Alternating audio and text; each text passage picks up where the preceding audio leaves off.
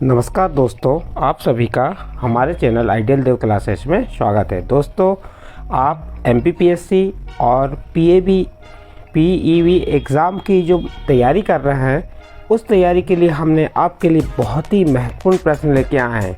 जो सन वाइज है, किस सन में कौन सा प्रश्न आया है, वह भी आपको यहाँ पे हम बताते जा रहे हैं। तो देखिए दोस्तों, आपके लिए जो प्रश्न है, महत्वपूर्ण प्रश्न, आप एमपीपीएससी या पीवी जो इससे संबंधित जितने भी एग्ज़ाम हैं, सभी के लिए ये प्रश्न महत्वपूर्ण है। चलिए हम देखते हैं प्रश्न क्रमांक 1। प्रश्न क्रमांक 1 के पहले आपको बता दे रहे हैं कि ये पीवी एग्ज़ाम का भाग 3 है। इसके पहले की वीडियो में भाग 1 और भाग 2 हमने बना के यूट्यूब में डाल चुके हैं। आप इसमें भाग 3 देखिए। भाग 3 क्या है, इसका प्रश्न क्रमांक 1। प्रश्न 1 क्या कह रहा है, भोपाल त्रासदी कब हुई।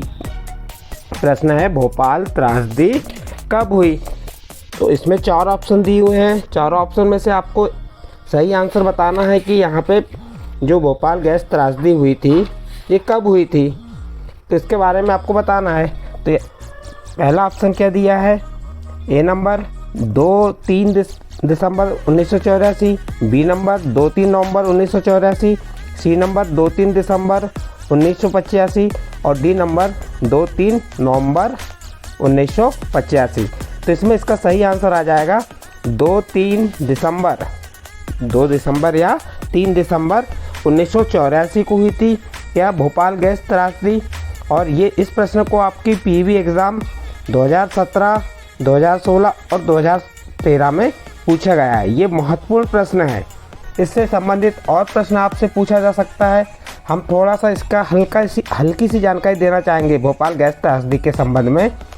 ये जो भोपाल गैस त्रासदी थी, 2-3 दिसंबर 1984 के दौरान मध्य प्रदेश की राजधानी भोपाल में एक भीषण मानव त्रासदी हुई थी, जिसमें हजारों लोगों की जान गई। यह घटना यूनियन कार्बाइड कारखाने में जहरीली गैस मिथाइल आइसोसाइनेट के रिसने के कारण हुई थी। बाद में इस कारखाने में बची हुई गैस को समाप्त करने के लिए सरकार ने ऑपरेशन फेथ चलाया था तथा घटना के कारणों की जांच के लिए एन.के. सिंह की अध्यक्षता में एक जांच आयोग भी गठित किया था। इस गैस त्रासदी में हजारों लोगों की मृत्यु हुई थी। बहुत से लोग इससे अभी भी अपंग हैं। अभी भी इस गैस का उन लोगों पे आज भी असर है। तो इसलिए भोपाल गैस त्रासदी का प्रश्न आपकी परीक्षा में अधिकतर एग्ज़ाम में, पीवी एग्ज़ाम में पूछा जाता है। नेक्स्ट अगला प्रश्न देखिए। नेक्स्ट अगला प्रश्न है प्रश्न नंबर 2। क्या कह रहा है, 51वां जिला आगर मालवा किस वर्ष बनाया गया था। प्रश्न है, 51वां जिला जो आगर मालवा है, किस वर्ष में बनाया गया था। इस प्रश्न को पीवी एग्ज़ाम 2017 में पूछा गया है और इसका सही आंसर है 2013। 51वां जिला आगर मालवा 2013 में बनाया गया था। नेक्स्ट अगला प्रश्न देखते हैं। प्रश्न नंबर 3। प्रश्न नंबर 3 क्या है, मध्य प्रदेश की संगीत राजधानी किस शहर को बोला जाता है। मध्य प्रदेश की संगीत राजधानी किस शहर को बोला जाता है। और इस प्रश्न को भी पीवी एग्ज़ाम 2017 में पूछा है और इसका सही आंसर है मेहर। मध्य प्रदेश की संगीत राजधानी मेहर शहर को बोला जाता है। नेक्स्ट अगला प्रश्न नंबर 4 देखिए। प्रश्न नंबर 4 में क्या कह रहा है, इसमें प्रश्न है, निम्नलिखित में से मध्य प्रदेश का कौन सा जिला महाराष्ट्र और छत्तीसगढ़ दोनों राज्यों की सीमा पर स्थित है।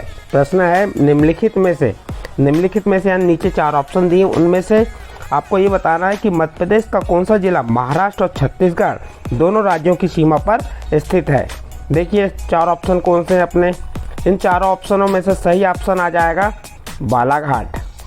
आंसर क्या आएगा इसका सही, बालाघाट। बालाघाट जो है किसकी राज सीमा से है, छत्तीसगढ़ और महाराष्ट्र की राज सीमाओं से चिपका हुआ है। नेक्स्ट अगला प्रश्न देखते हैं। प्रश्न नंबर 4। प्रश्न नंबर 4 क्या कह रहा है, निम्नलिखित में से doctor B R. Ambedkar doctor B R Ambedkar यानी भीमराव अंबेडकर की जन्मभूमि कौन सी है? ये भीमराव अंबेडकर जी के बारे में आप जानते हैं। इन्हें संविधान निर्माता कहा जाता है या संविधान का जनक भी कहा जाता है। भीमराव अंबेडकर जी को प्रारूप समिति का अध्यक्ष बनाया गया था। क्वेश्चन इससे भी बन सकते हैं। हमने यहाँ पे जो पूछे मात्र क्या पूछा गया है इस प्रश्न में, डॉक्टर बी आर अम्बेडकर की जन्मभूमि कौन सी है? तो इसका सही आंसर आ जाएगा महू। कौन सी है? महू। और इस प्रश्न को भी आपको पीवी एग्ज़ाम 2016 और 2015 में पूछा गया है।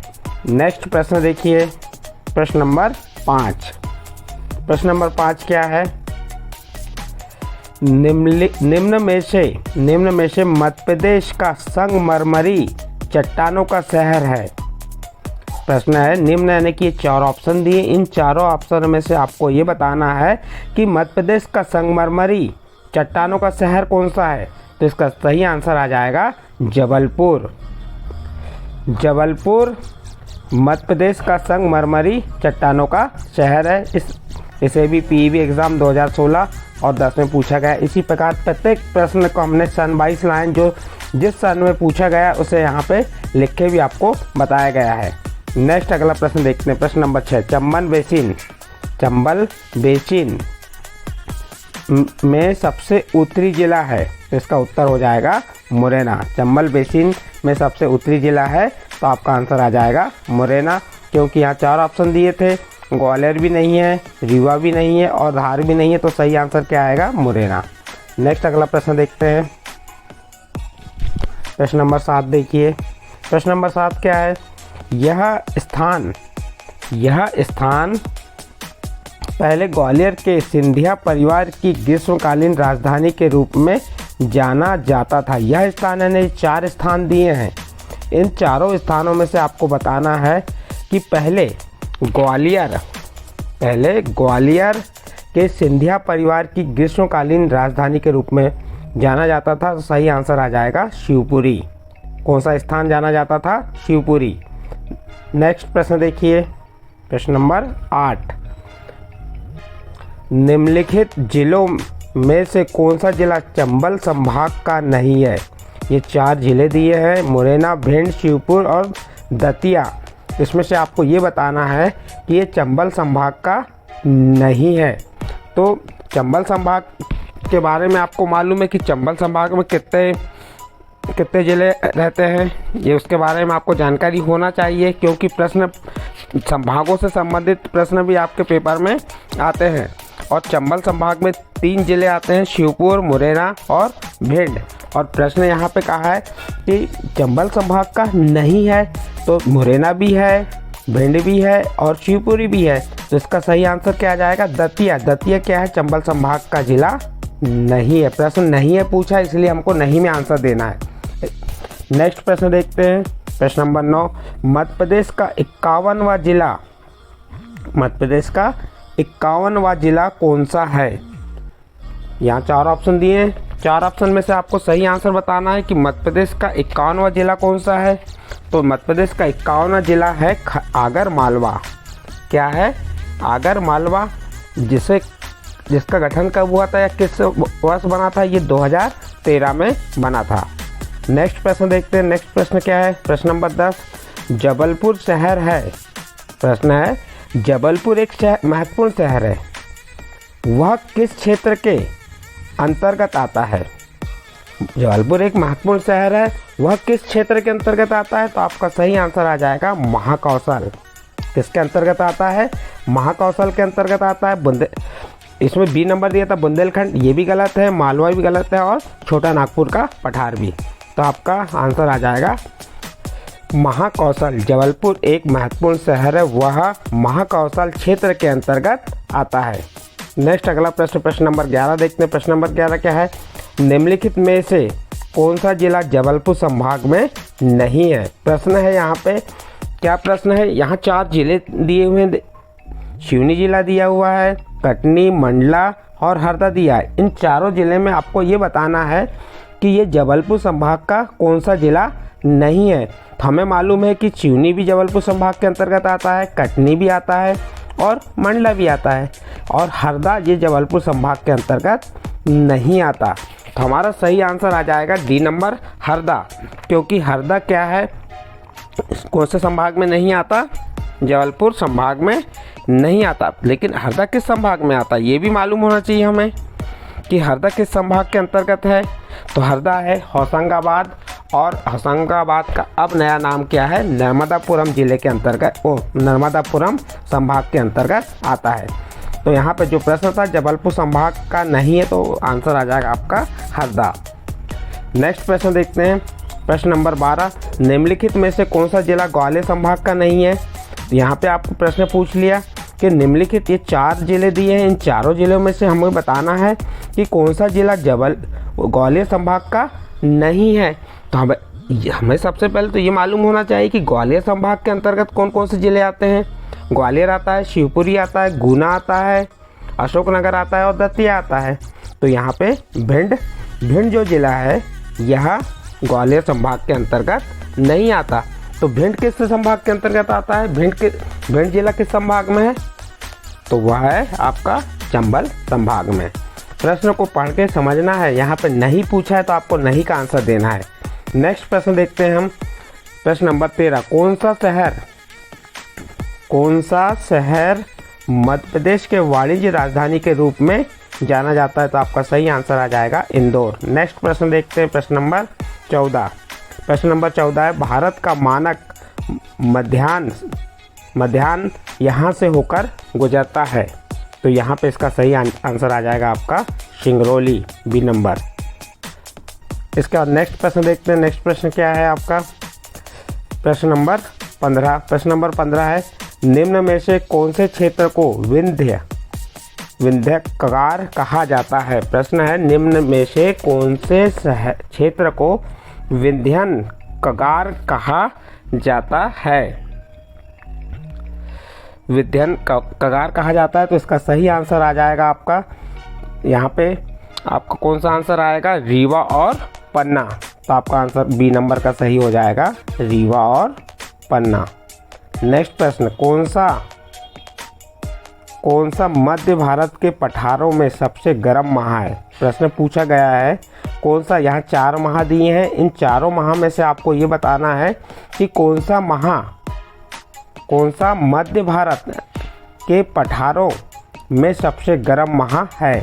तो आपको यहाँ पे सही आंसर आ जाएगा सी नंबर का, मई क्या है, मध्य भारत के पठारों में सबसे गर्म माह है।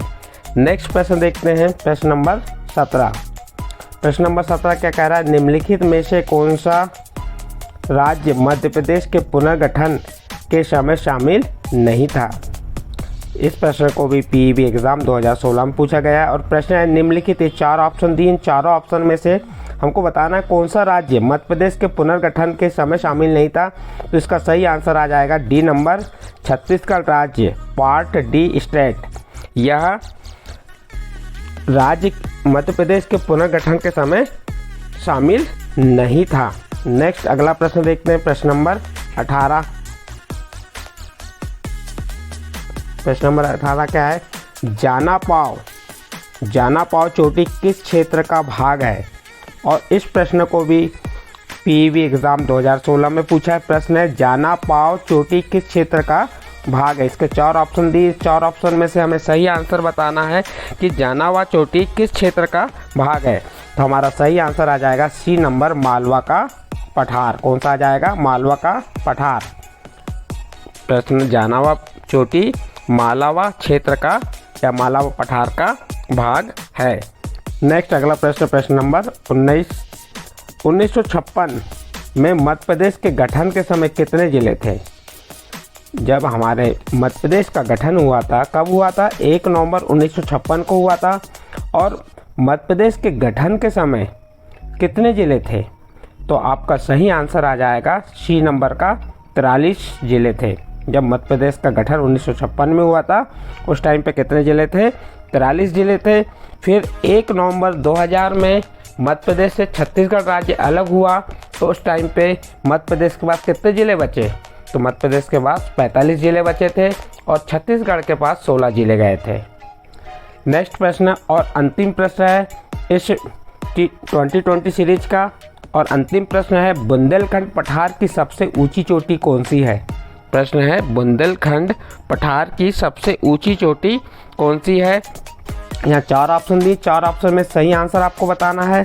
तो बुंदेलखंड पठार की सबसे ऊंची चोटी सिद्ध बाबा चोटी कौन सी है, सिद्ध बाबा चोटी है। और इस प्रश्न को पीवी एग्ज़ाम 2016 में पूछा गया है। और आपने देखे होंगे हमने जितने भी यहाँ पे प्रश्न दिए, 20 प्रश्न दिए, 20 प्रश्न आपके पीवी एग्ज़ाम में पूछे गए हैं, किसी न किसी सन में पूछे गए हैं, या पीवी जो भी परीक्षा हुई है उन परीक्षाओं में इन प्रश्नों को अधिक से अधिक पूछा गया है।